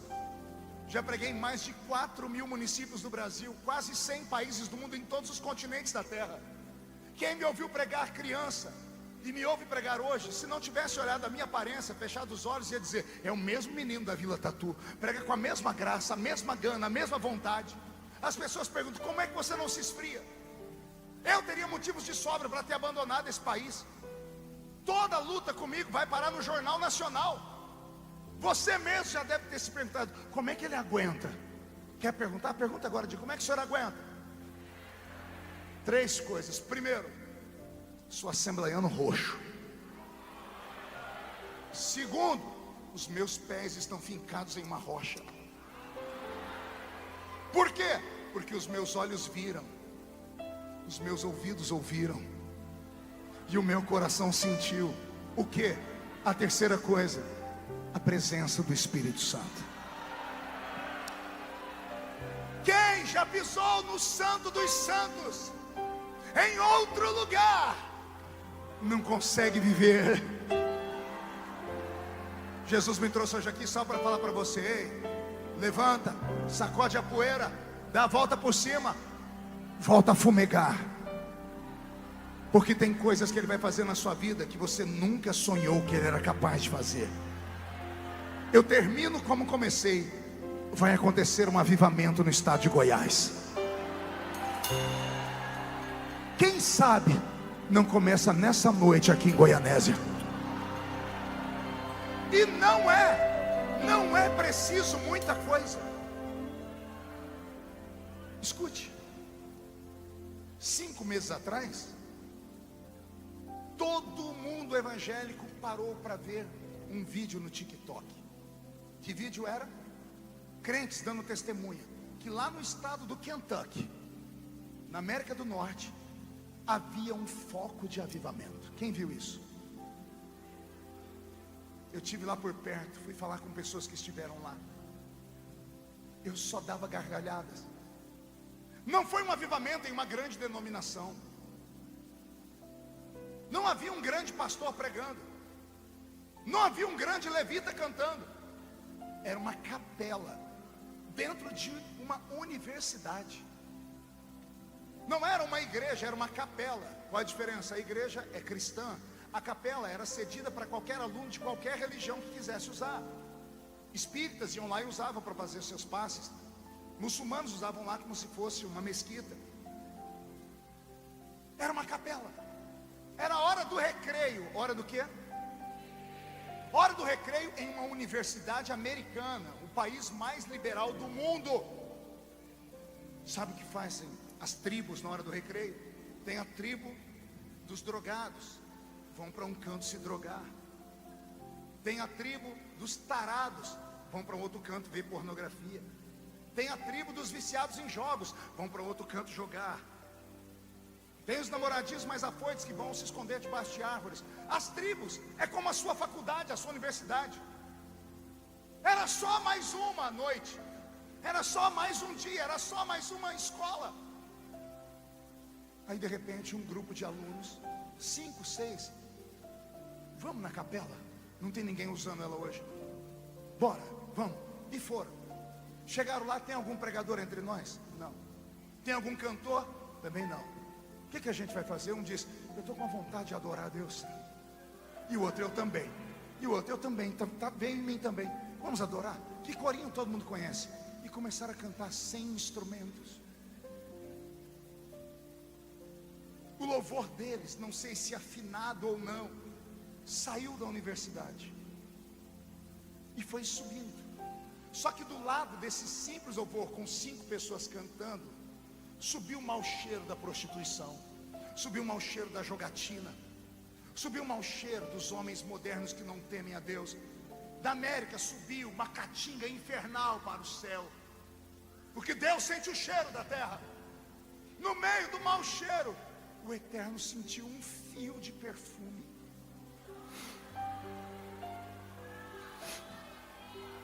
Eu imagino os anjos falando: o que foi, Senhor? Estou sentindo um cheiro diferente. Onde? Estados Unidos. Mas não é hora de culto, Senhor. Não, é em outro lugar. Onde? Não é igreja, onde é? Não, vou olhando. Está lá, aquela universidade lá. Mas Senhor, louvor da universidade, hora do recreio. Vão lá. Quando os anjos voltaram, Senhor, tem gente te adorando lá. O Eterno falou: cerquem aquele lugar, por cima e por baixo. Ali será um foco da minha presença. Quem tiver fome, venha sentir a minha presença. Amigos meus tomaram avião no Brasil e foram para lá, para passar 1 hora na fila. Quer dizer, 10 horas na fila para entrar lá dentro e ficar 5 minutos. Saíram de lá assim. Eles disseram: não tinha cura divina, não tinha batismo com o Espírito Santo. A presença fazia o corpo da gente arrepiar, o cabelo arrepiava. Uma vontade de confessar os pecados, uma vontade de entrar debaixo do chuveiro da graça. Olha o que foi preciso. E será que essa multidão aqui, num dia de carnaval, enquanto está subindo para o céu um monte de porcariada, será que Deus não pode sentir pelo menos um fio de adoração saindo daqui? Yamas, Neriandre Belecandorobas, Eloiandre Belecarabaswani Marabas, Narayandre Belecatorobas, Yamacarabas, Neriashiati Akiamandorobas, Sei.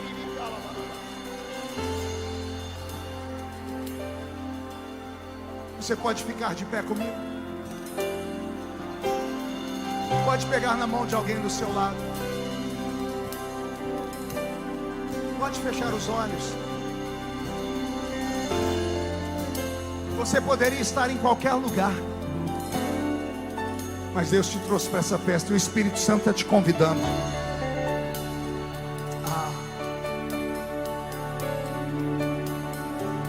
Eu poderia estar em qualquer outro lugar, mas tua glória me atraiu, tua presença me atraiu. Tentei me esconder por medo de não viver, mas tua glória me atraiu, tua presença me atraiu. Eu poderia estar em qualquer outro lugar, mas tua glória me atraiu, tua presença me atraiu. Tentei me esconder por medo de não viver, mas tua glória me atraiu, tua presença me atraiu. É que a sarça pegou fogo e não se consumiu, e a voz que saiu dela um dia me atraiu, e o meu coração queimou até que descobriu que um dia quando a glória vale mais que 1000. É que a sarça pegou fogo e não se consumiu, e a voz que saiu dela um dia me atraiu, e o meu coração queimou até que descobriu que um dia com tua glória, um dia com tua glória vale mais que 1000.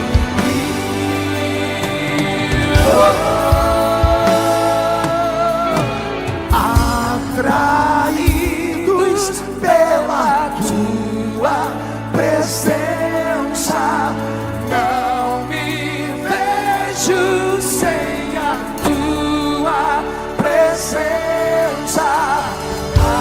Atraídos pela tua presença, não me cansarei da tua presença. Atraídos pela tua presença, enche esse lugar.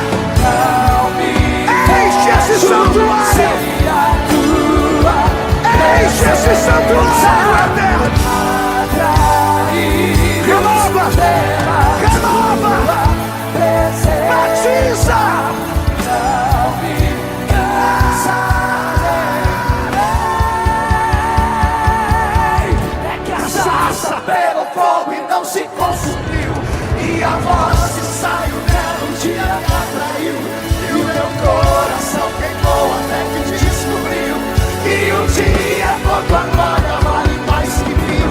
É que essa raça pegou fogo e não se consumiu, e a voz que saiu dela um dia me atraiu, e o meu coração queimou até que descobriu que um dia com tua glória, um dia com tua glória vale mais.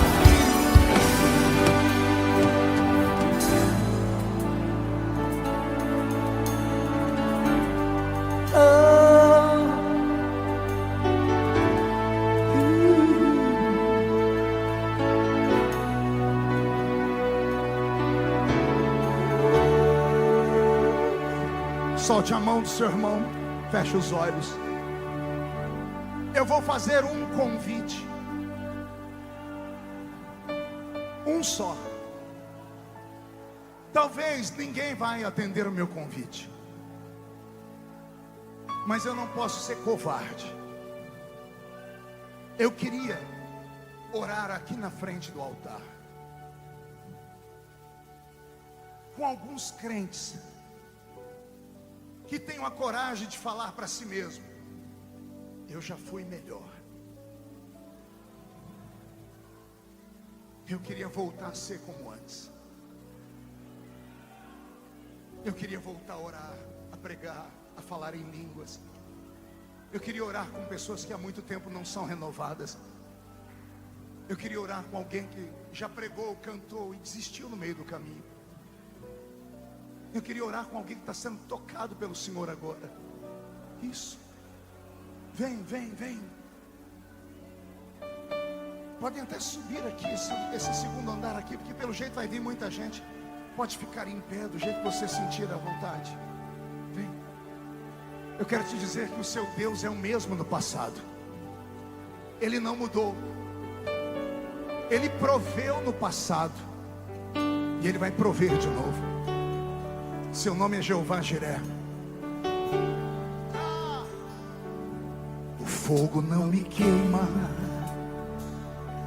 nas águas não vou afogar, pois estás comigo, não estou sozinho. Chora mesmo, filha. Eu estou guardado Chora mesmo, ancião. no esconderijo, não estou sozinho. O grupo pode ajudar a gente aqui, os cantores. Tu estás comigo. Temer porque se eu estou guardado por quem nunca perdeu batalha, seu nome é Jeová Jiré. Irás prover de novo, eu creio em ti. Haja o que houver,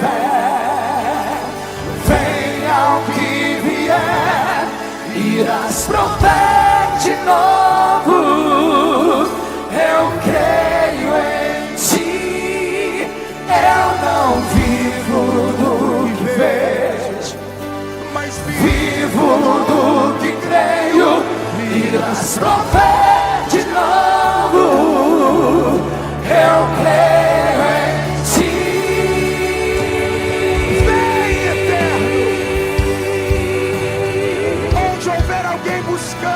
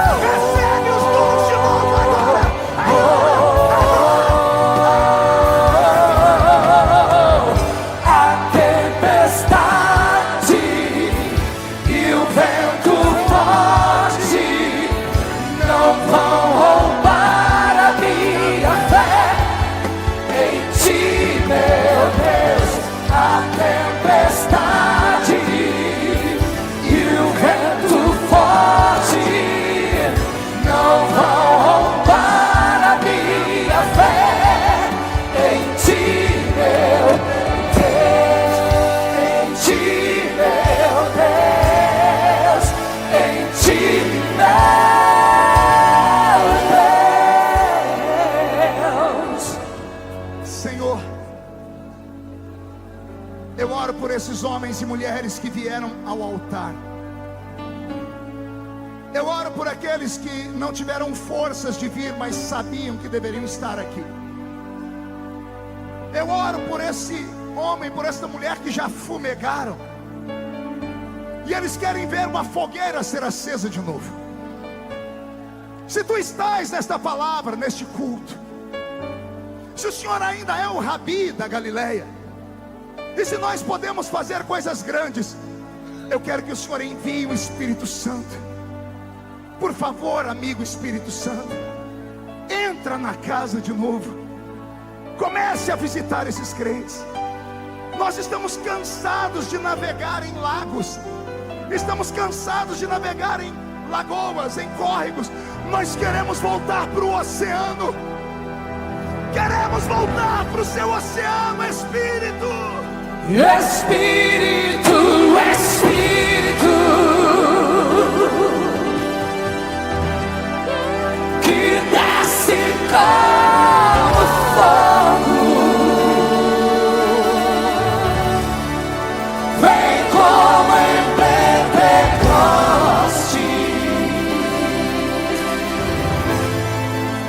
e enche-me de novo.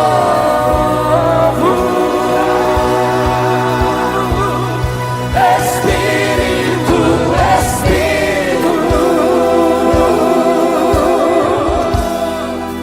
que desce como fogo,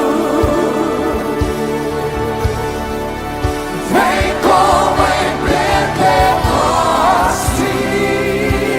Ai, Jesus. E enche-me de novo.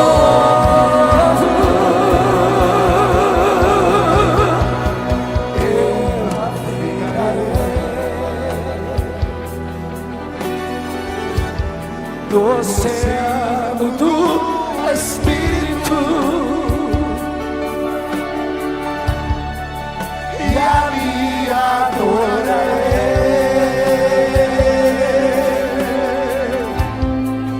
a Deus do meu amor.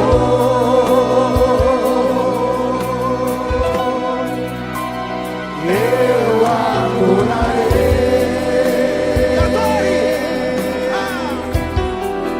ao Deus da minha vida, que me surpreendeu sem nenhuma explicação.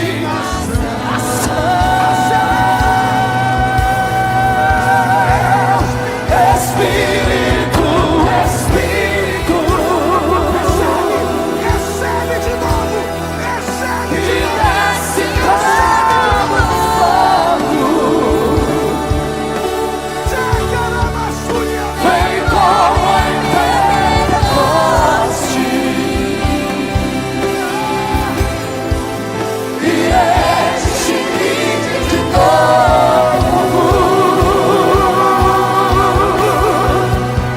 Espírito, Espírito, que desce como fogo,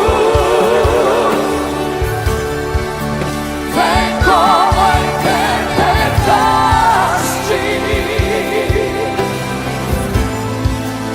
e enche-me de novo. Para terminar, todos os que estão ajoelhados fiquem de pé, e todos os que estão de pé levantem a mão direita para o céu, bem alto. Diga comigo em nome de Jesus: todos os demônios que atormentaram a minha vida, que roubaram a santidade, que apagaram a minha chama, que levaram embora os dons, eu ordeno. Não estou pedindo, estou ordenando. Venham para a palma da minha mão agora. Feche a sua mão e segure. Isso aqui é um ato de fé. Eu vou contar até 3, nós vamos jogar no chão e você vai pisar em cima. Vai se cumprir Lucas 10:19. Eu vos dei poder para pisar sobre serpentes e escorpiões.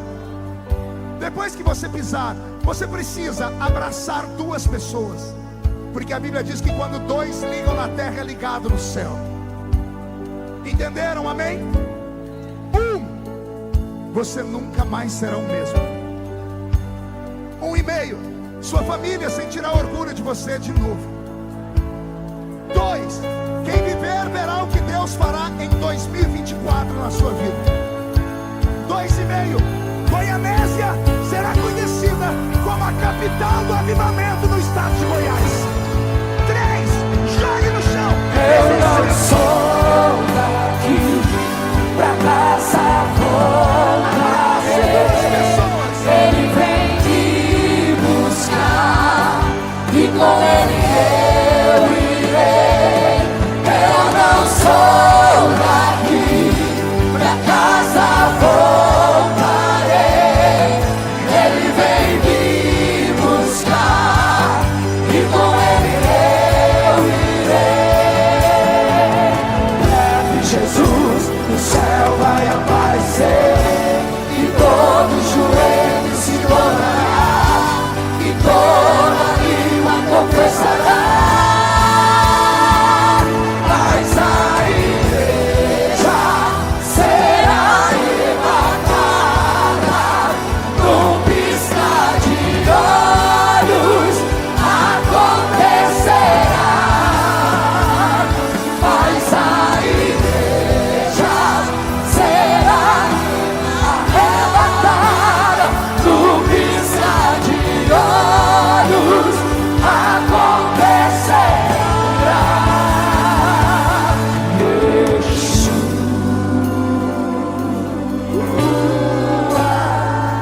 O Messias aguardado, ele vem me buscar.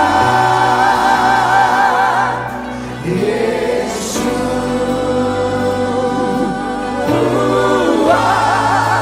o Messias aguardado, ele vem me buscar. Yeshua,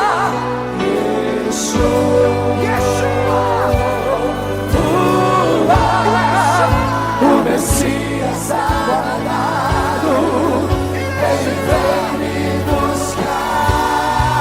Yeshua,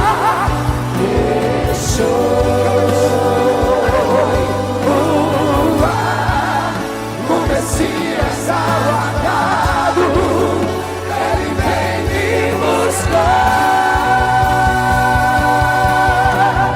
Breve Jesus no céu vai aparecer e todo joelho se dobrará e toda língua confessará.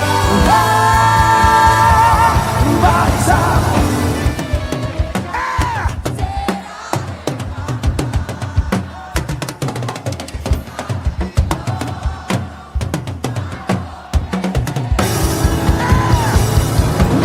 a igreja será arrebatada num piscar de olhos, acontecerá. Igreja, mas a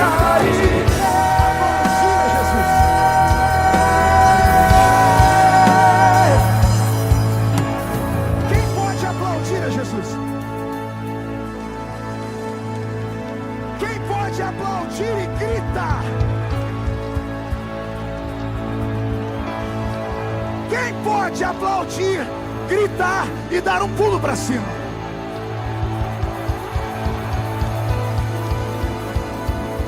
William, isso aqui é para você. Sai da frente, Satanás! Estamos em guerra!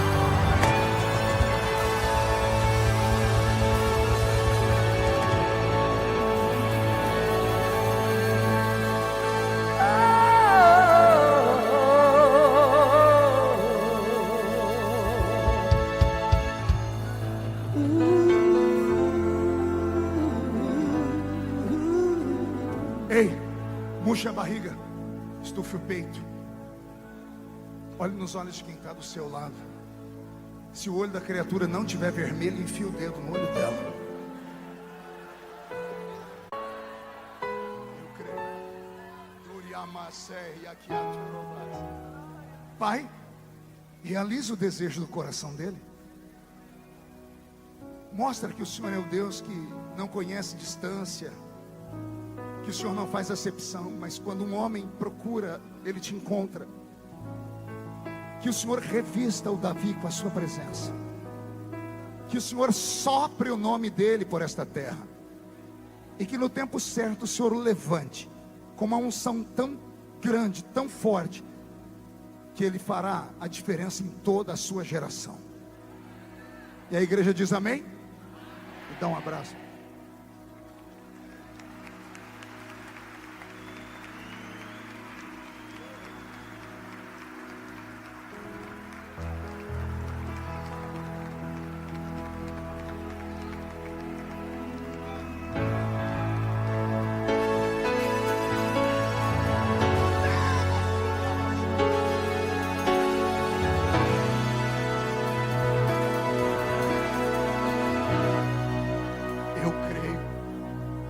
Os olhos. Será que tem alguém no nosso meio que há muito tempo não entrava na casa? Alguém que se afastou dos caminhos do Senhor e veio aqui hoje porque a mãe insistiu, o amigo insistiu, veio porque estava curioso de saber se eu ainda pregava. Eu sei que você está com raiva, está magoado com a igreja. Mas pior do que isso, tem uma coisa que você ainda não sabe: o seu nome foi riscado do livro da vida. Mateus 16 e 18: quando dois desligam na terra, é desligado no céu. Desde o dia que você foi excluído da igreja, só 3 sentimentos habitam no seu coração: matar, se matar ou sumir. Jesus te trouxe hoje aqui porque Ele te ama. Enquanto eu estava pregando, você disse: se tu me amas, fala comigo. Rapaz, Jesus manda te dizer que você ainda vai ser pastor. A senhora vai ser uma grande mulher ainda. Mas para isso acontecer, você tem que nessa noite fazer uma coisa simples: sair do seu lugar e voltar aqui. Se você vier aqui na frente e falar: eu quero de novo, nós vamos orar e Jesus vai devolver para você tudo que você perdeu. E um tempo de glória vai vir sobre a sua vida. Estou esperando você se movimentar. Enquanto você pensa se vem, se não vem, já tem alguém vindo chorando. Moça, chama ela para mim. Qual a idade dele? 12. Qual o nome dele? Calil. Olha para mim, Calil. Eu tinha 13 quando eu comecei a pregar. Jesus está vendo as suas lágrimas. Vai acontecer algo diferente na sua vida, tá? As pessoas estão vindo, estão voltando aos prantos. Enquanto essas pessoas estão voltando, será que tem alguém no nosso meio que não é evangélico? Você é amigo de crente, é parente de crente, e vive falando para todo mundo: a hora que Deus me chamar eu vou. Será que o que você está sentindo aí não é uma chamada? Você está chorando, seu coração está batendo forte, você está com frio na boca do estômago. Você está dizendo: o que é isso, pastor? É Jesus te chamando. Se você sair do seu lugar e vier entregar a sua vida para Jesus aqui no altar, o Espírito Santo vai pegar na sua mão e vocês dois juntos vão caminhar. Eu estou esperando você. Não tem espaço, a gente abre espaço aqui para você vir. Volta hoje.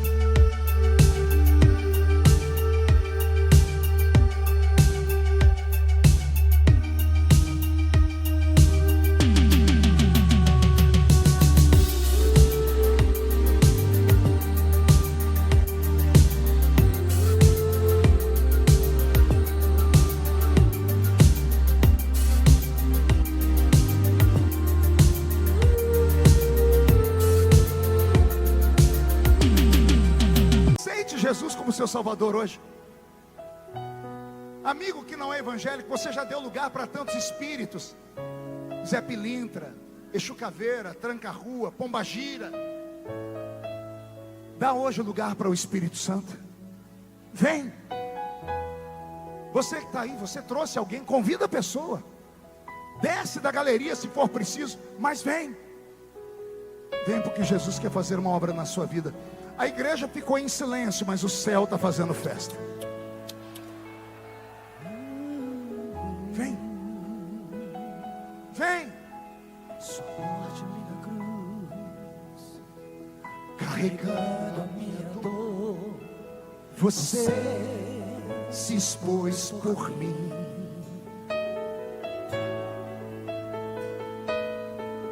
Se entregou em meu lugar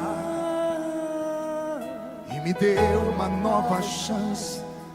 Eu vou recomeçar.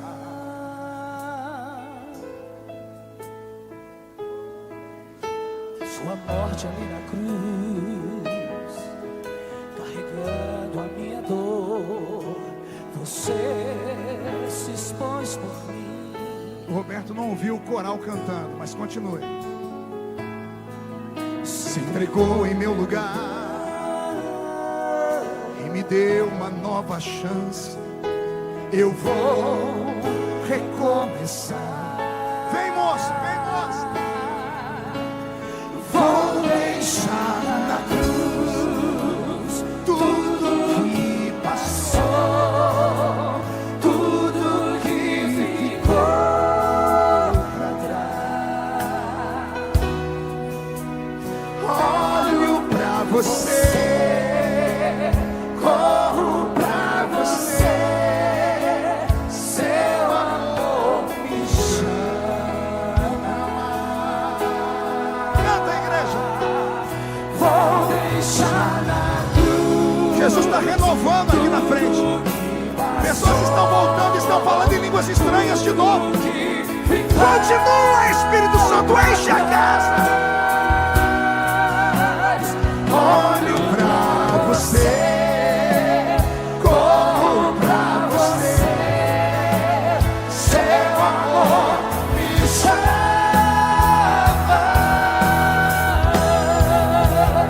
Eu dependo desse amor, do seu amor,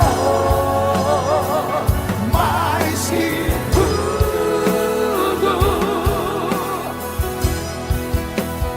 Eu confio que esse amor tem poder pra curar dores, dores. Eu dependo desse amor, do seu amor, mais que tudo.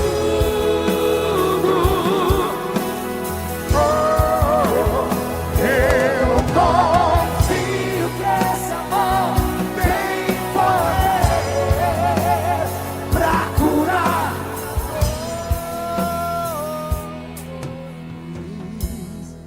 a igreja estenda as mãos para cá. Você que veio à frente, põe a mão no coração. Fecha os olhos. Jesus perdoa todos os pecados. Lave-os no sangue da sua misericórdia. Limpe-os e eles ficarão brancos como a neve. Agora que estão perdoados, escreve o nome deles no livro da vida. Quebre toda maldição herdada ou adquirida. Devolve tudo que foi roubado, para que a glória da segunda casa seja maior do que a glória da primeira. E a igreja que é soberana diz amém. Alguém aplaude a Jesus e alguém abraça eles aqui. Dá um abraço. Dependo desse amor, do seu amor, mais que Segura aí, tudo. Roberto. O prefeito da cidade está entregando a vida para Jesus aqui.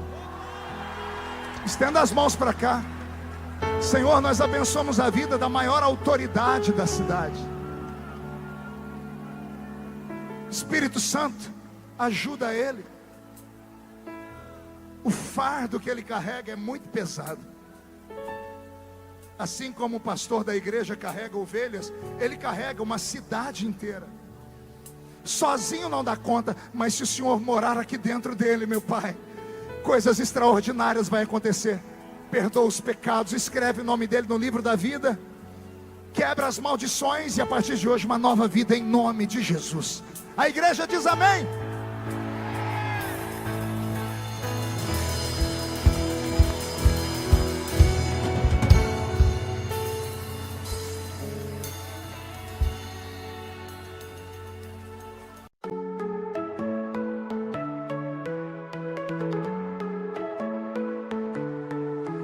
In the quiet of the autumn night, a gentle breeze whispers its delight. Leaves rustle softly, stars gleam bright. In your arms everything feels right. Moonlight paints our shine.